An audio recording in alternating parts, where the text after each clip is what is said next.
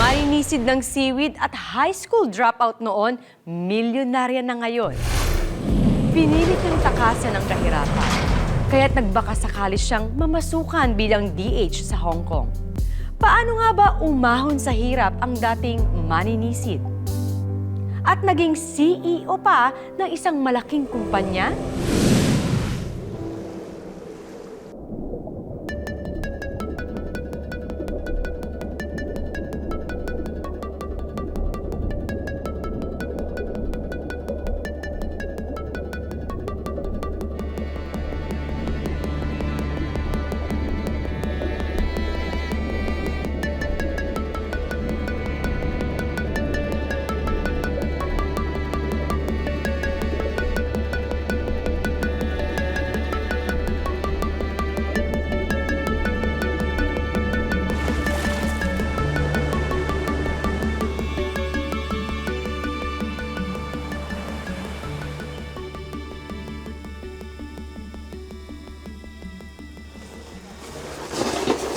Pedring, kulang itong gahuso na ina ninyo.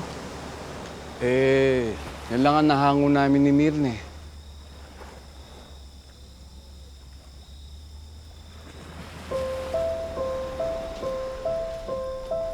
Esther! Nasaan na yung order ko sa'yo? Dito na po, Aling Dolor, kulang lang ho ng 3 kilo. Pwede po bang sa susunod na lang? Ay, hindi. Ako naman na malalagot na sa mga kausap ko. Pasensya na ho kung kapos kami sa ani. Babawi na lang po kami, pangako. Oy, Pedring, Esther, tandaan ninyo dito kayo nakatira sa puder ko kung hindi nyo maibibigay yung hinihingi ko, magbalot-balot na kayo.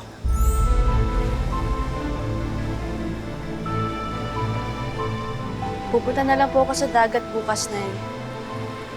Mangahalo po ako. Hindi. Papasok kayo ni Marisa.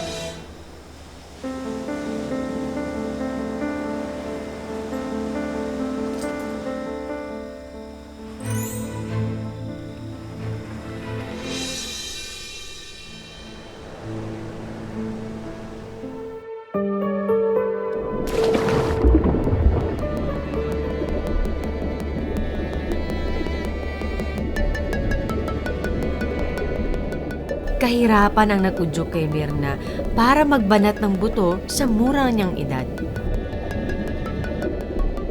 Pilit man siyang tangayin ng alon ng buhay, walang pagod pa rin niyang isinisisid para sa kanyang pamilya. Lumipas ang panahon hanggang isang araw, dumating ang isang pagkakataon para sila ay makaahon. Yes! Bumili na kayo! Asan na ba yung mga... Kuya, baka gusto niyo bumili ng isda! Bili na mga suke! Tara na! Bili mga suke! Presyong galing dagat. 10-10, 20-20 at iba pa! Bili mga suke! Presyong galing Tingnan mo na yung pagkanta. Minamalas yung pwesto namin sa'yo eh. Di naman! Di mo lang kasi kaya kumanta ng bili na mga suke. Day, magkano tambay? Ay, ano po? 30 po. 1 kilo. 30. Walang tawad. Tapat na po yun eh. Doon 20 lang Sige na nga. Yan. Sige, bigyan mo ako 2 kilo. Tamban. Sige, 2 kilo ha. Uy, Day, maganda boses mo Ang galing ka kumanta. Kaya lang yung sasayaw. Ha? Parang nga mas magaling ako sumayaw kaysa sa... Pwede pa nga sahin. Pwede pa sahin yung sasayaw. Eh, Ano ang pangalan mo? Mirna po. Mirna. Ako naman si Pilar. Meron akong agency sa Maynila. Papadala ako ng mga singers sa Japan. Uy, baka gusto mo mag-audition. mag-audition? Pwede ka dun. Oo. Uy, malaki kita dun. Talaga po? Oo. Ano? Eh, naku, kailangan ko pa muna magpaalam. Sandali, Ito yung numero ko. Dito mo ako tawagan, ha? Pag-isipan mo ng maigi yung ko. Malaki kita dyan. Sige, sige po. Ha? Ay, Aling... bayad. Ayun, Pilar. Aling Pilar. Oo. Oh, yan na. Tip na yan. the Salamat change. po. Pag-isipan mo, Sige ha? po. Mirna, sige. O ano, malas ka dyan. May pa-audition ako, baka maging artista pa ako, ha?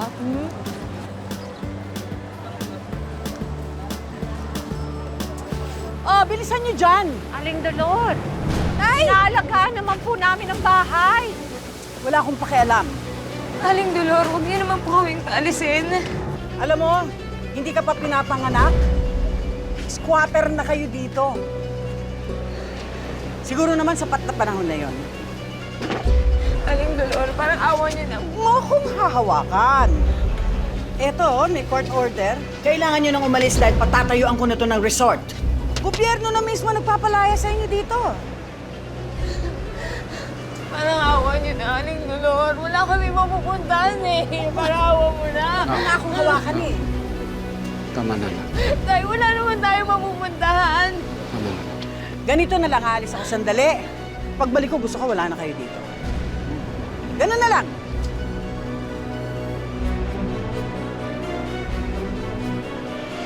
Saan tayo pupunta ngayon, Tay? Wala na na.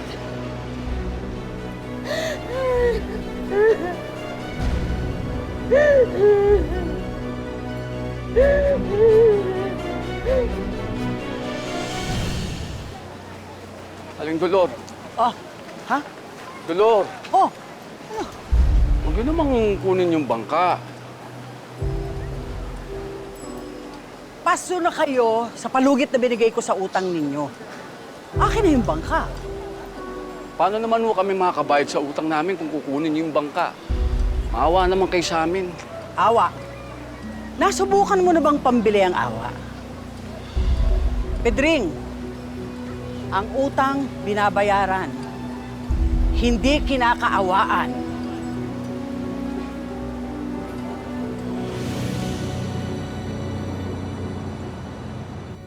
Oh. Dito ka muna sa akin titira, ha? Habang naghihintay tayo ng audition mo pa Japan. Mamamasukan ka muna sa akin para mabayaran mo lahat ng utang mo sa akin. Paano pa ka nagkaroon ng utang? Mirna, walang libre dito sa Maynila. Ay, paano yung pinamasahe ko sa'yo para makarating ka dito? Ay, yung mga gastusin pa natin dito habang dito ka nakatira sa akin. Ay, huwag mong sasabihin na uuwi ka na lang sa probinsya nyo. Hindi ka pwede umuwi hanggat hindi ka nakakabayad ng utang mo sa akin, ha? Naiintindihan mo?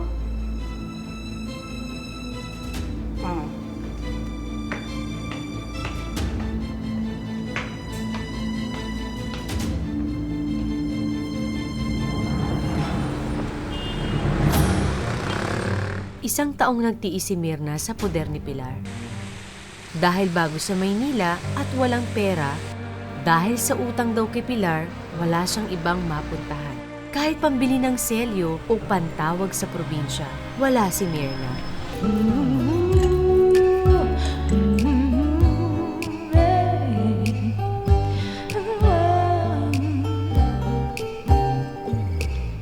So many times I wonder how could I waste it all by falling for the wrong one. I should have hesitated and never let myself fall. When I'm there in the moment, it's getting Bastos ka! Ay! Hindi ka! Ikaw kayo! Hayop ka na! Ano ka ba? Ano? Kliyente yan! Nakita mo nga binabastos ako, di ba? Sasagot ka ma! Kliyente ka!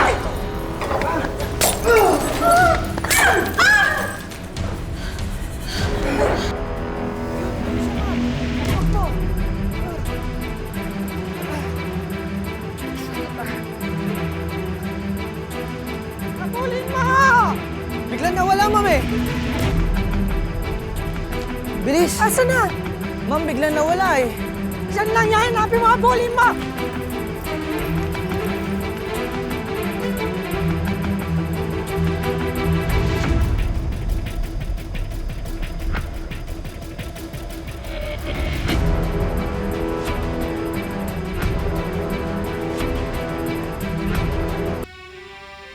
Ngayong nakatakas si Mirna, saan siya pupunta?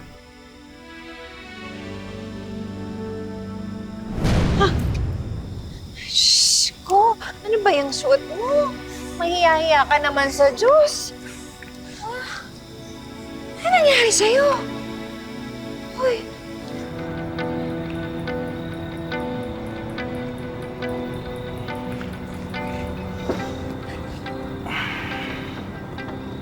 Ilang buwan din kitang hinanap, Mirna. Balita sa lugar natin, tumakas ka na. Takot ako baka saktan ka nila Aling Pilar, pati yung mga tauhan niya. Hindi ko na kasi matanggap yung mga kahalayang pinagagawa nila sa aming mga babae doon. Mabuti nga, naligtas pa ako ni Ponyang eh. Tama naman yung ginawa mo eh. Huwag ka na mag-alala. Ang importante, ligtas ka. Bakit ang bait mo sa akin? Gusto ko ta.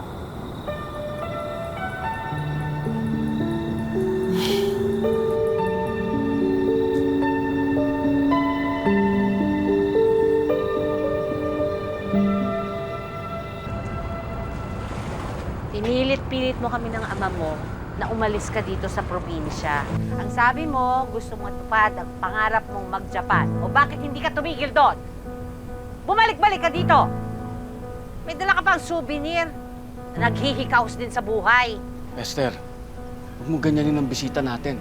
Taong marap sa atin si Lando. Ayan! Kaya nagkaganyan ang anak mo eh. Kinukonsenti mo eh. Dahil hindi po ako nag-Japan. Ha? Eh saan ang galing yung pinapadala mo? Nagtrabaho po ako sa panaderia. Nasa Manila ako. Kasi po si Aling Pilar, niloko po niya ako. Ang sabi po niya sa akin, na papadala niya po ako sa Japan, pero ang totoo niyan, ibibenta lang pala niya ako dun sa mga kliyente niyang Hapon sa Maynila.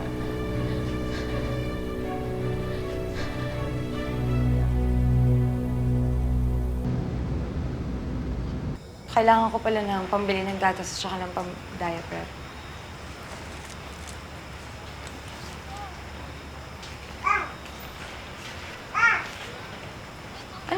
Kulang to.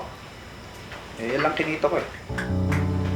Lando naman, hindi naman pwedeng ganito lagi. Magpapadala ba ako sa pamilya ko? Pamilya mo na naman. Kami ba ng anak mo, hindi mo kami pamilya? Ha? Mirna, inaasahan din kita. Wala ba sila mga kamay? Hindi ba sila marunong kumayod? Kapal ng mukha mo. Huwag mong pagsalitaan ng ganyan ng pamilya ko. Hindi kita pinakasalan para buhayin ko ang pamilya mo! Lando, mag-a-apply ako ng DH sa Hong Kong.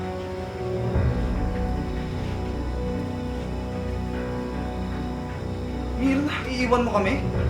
Eh kung di ka pa naman tanga eh. Eh kung sapat ba naman yung kinikita mo, hindi ko na kailangan gawin to. Insulto mo ba ako? Ha? Sasaktan ako. Bitawan mo nga ako. Bitawan! Insulto mo ako? Ha? Me and my husband leave the house early. Jonathan leaves at 8 a.m. Breakfast should be ready by 6 a.m. Okay? And you should clean the house every day. And after that, you must wash my laundry 3 times a week. After dinner, you go to Jonathan's room, take care of him, and make sure he doesn't homework. Okay? Okay. 你要乖乖哦。OK。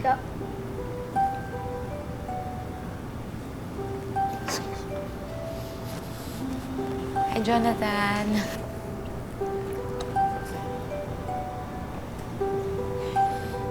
Here, Mirna. Take this. But, sir... You can keep that. You can use that. And in case of emergency, you can call us. True. So you can contact your family too. But I'm not know how to use the... I'll teach you how. Thank you. Thanks, Jonathan. When I do my homework, I'm use pen and the paper only. No typewriter. Typewriter? Yeah, right. Do you have computer in your school?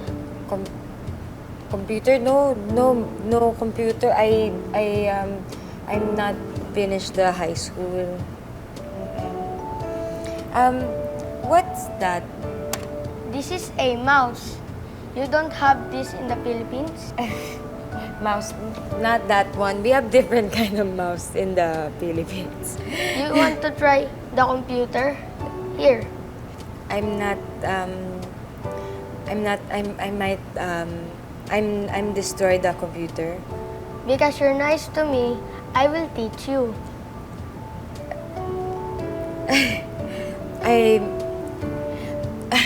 Sige, hold this. And point it right there. And then type. I put my name. So, Okay, let's space here. what? Akala ko ay matatapos na ang pangarap kong makapag-aral nang huminto ako ng high school.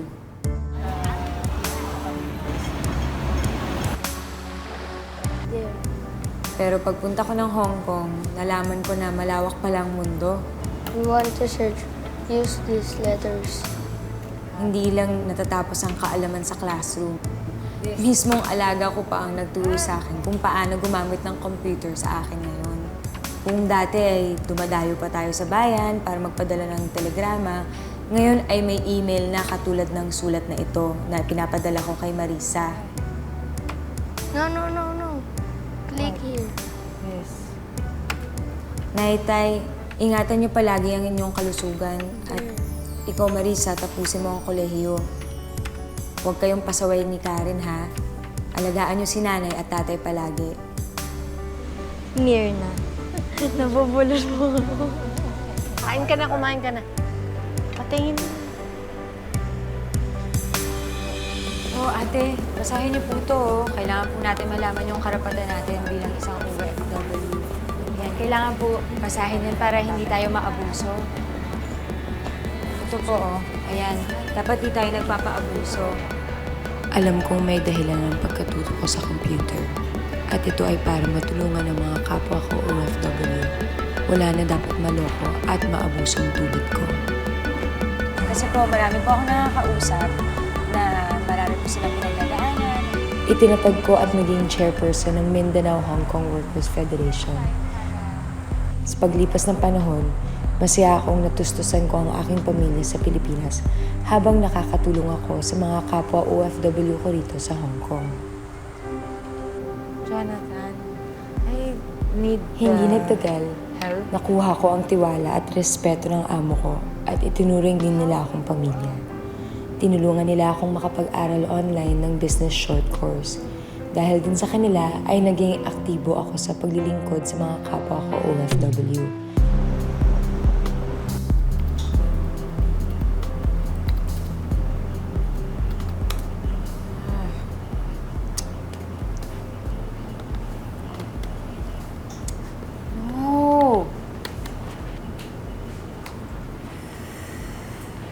What's wrong? I'm uploading the blog, but not posting. The web host is down. Oh, There's an email address. You can complain them. okay. Thank you, Jonathan. Here. Thank you.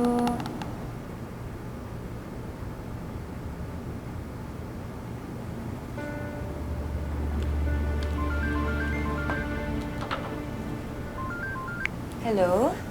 Ms. Mirna Padilla? Yes? This is Bob Austin from InfoX. On behalf of the company, I apologize for the inconvenience. No, it's okay. Your team fixed it already. I'm glad to hear it then. We also reviewed your feedback based on the quality assurance questionnaire, and I am pleased with your inputs. That's why I'd like to formally invite you to apply to our company. Apply? Oh, yes. We are looking for quality assurance agents. I'm not sure, Mr. Austin, but I'm not qualified to do the job. We basically need end users of our product to regularly complain so that we we can further improve customer experience. I can't do it because I'm only a nanny from the Philippines. Really? I used to have a Filipino nanny when I was a kid. I have the highest respect in your profession. She's been through a lot just to raise me and my brothers. Thank you, thank you. Just call me Bob. I hope you reconsider my offer. And if I can help you with your future plans, in any way, Okay, thank you, Bob. I'll send you my personal email.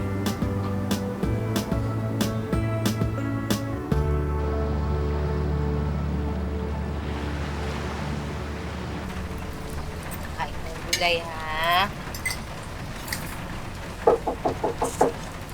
Sandali lang ha. Sakto lang ang ito. Bili.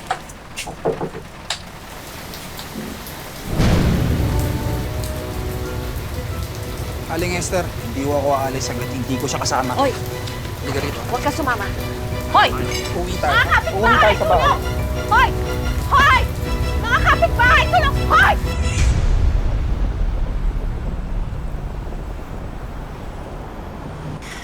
I'm very sorry, Mom. Sir, I have to go back to my family. I understand, Mirna.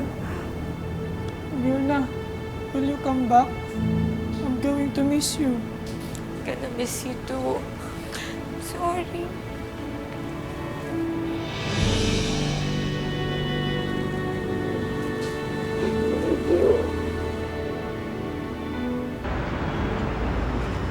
Hindi mo naman sinasaktan yung ako, di ba?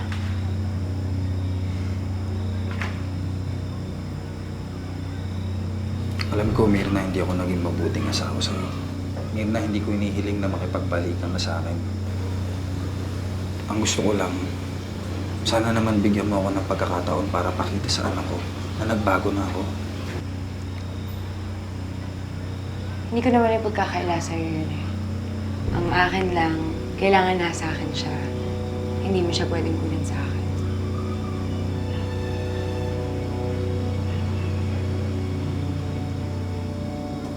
Salamat. Alang-alang na lang sa anak natin. Pwede bang maging magkaibigan na lang tayo? Hindi naman yata ganun kadali yun. Pero huwag ka mag-alala. Ang kailangan ko lang naman, buwas mo yung pagmamahal mo sa anak natin. Yun lang hinihiling ko.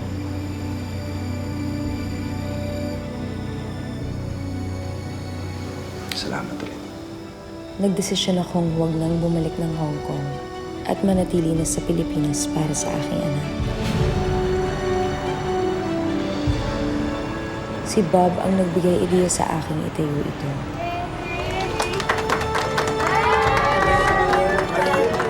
Siya rin ang una at tangi naming naging kliyente. Gamit ang ipon at separation pay na ibinigay ng kanyang amo, nagdesisyon si Mirna na magbukas ng isang maliit na negosyo. Pero hindi pangkaraniwan ang naisip ipundar ni Mirna. Bumili siya ng isang lumang computer, kumuha ng 2 niyang tauhan, at itinayo ni Mirna ang isang maliit na BPO company na magseserbisyo sa pag-aayos ng mga computer software. Pumatok kaya ang negosyo o malugi lang at masayang ang lahat ng pagod at pinag-ipunan niya? Hello? Hello, Mirna. Hi, Bob. I regret to inform you, our company is downsizing its capacity and the management has decided to cut its services. No, Bob. This can't be because we're just starting our company and you're our only client. This can't be. I really hope you understand. I'm so sorry, Mirna.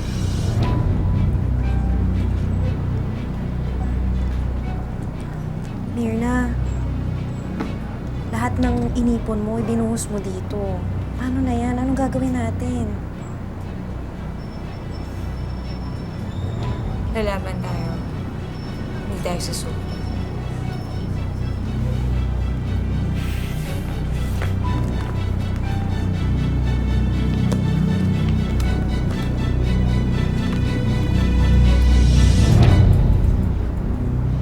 anak. Nag-alala lang ako eh. Sabi ng anak mo, hindi ka raw umuwi. Masyado ako nakatutok sa kumpanya mo ah. Huwag mo namang pabayaan ang sarili mo.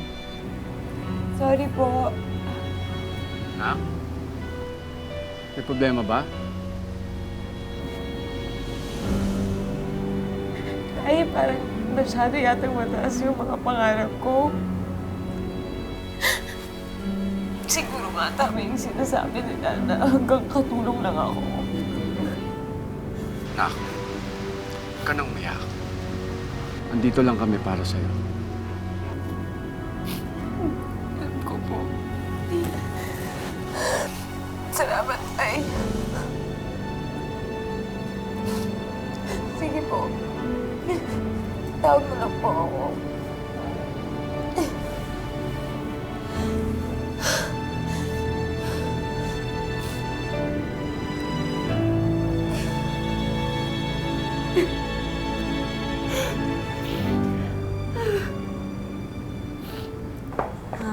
Mirna, may gusto daw makipagkita sa'yo. Importante daw. Oh, sige. Sir? Hi, Miss Mirna Padilla. Hi. I'm Mario Teng. My company is based in Jensan, and I'm here just to meet you. Tungkol po saan? Your company is one of the BPO pioneers here, and I am willing to invest in technology. Nabasa kong profile mo at namangha ako sa iyong storya at sa pagtulong mo sa mga tao. Mirna, nandito ako para mag-invest sa kumpanya mo. Talaga po? Ako, salamat po. Hindi po kayo magsisisi. Mula sa maliit na negosyo, patuloy pang lumalago ang kumpanya ni Mirna. Ngayon, nagsusupply na sila ng programmers para sa iba't ibang kliyente sa Amerika at Europa. Mula naman sa kanyang kinita, itinatag din ni Mirna ang OFW Watch, ang kanyang advokasya na nagbibigay ng tulong at lakas sa mga kababaihan na pangalagaan ang kanilang sarili laban sa pangloloko, pangaalipin, at iba pang anyo ng pang-aabuso. Mula sa pagiging seaweed diver hanggang maging company owner, ang dating DH naging CEO na. Magandang hapon, ako po si Mary Rivera.